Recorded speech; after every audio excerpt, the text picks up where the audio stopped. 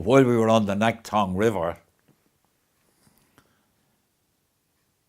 we were asked to provide a special unit of senior NCOs to go into the mountains on an operation called Operation Rowley.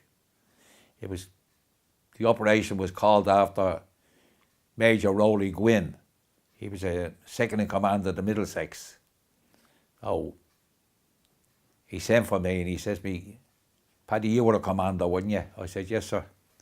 Well, he said, we're going on a special operation.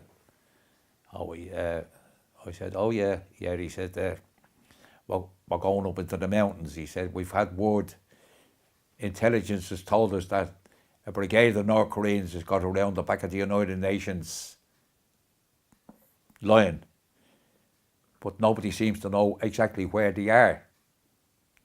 Right. So there was 3 other sergeants and myself.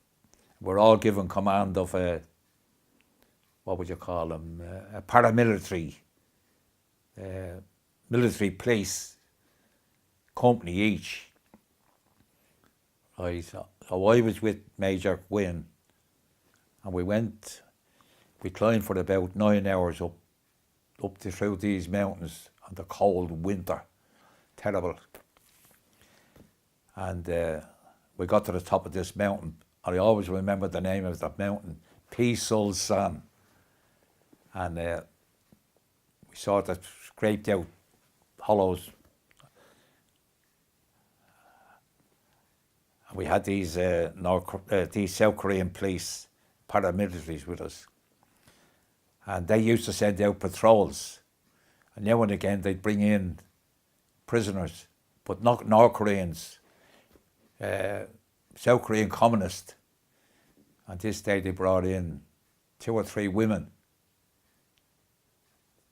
And we never seen them again. They used to just shoot them.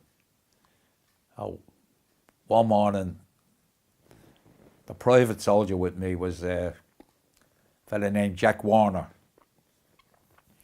And one morning we were scanning the mountains in front of us, the hills and that. And Jack Warner says to me, "Paddy, I've just seen a movement."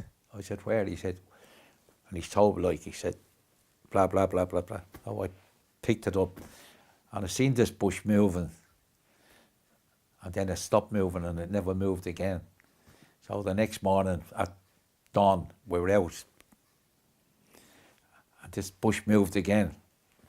I thought that someone there, and I said to Major Gwynn, I said, "There's someone on that mountain over there, on that hills, like those hills in front of us." It was about 1,000 yards away.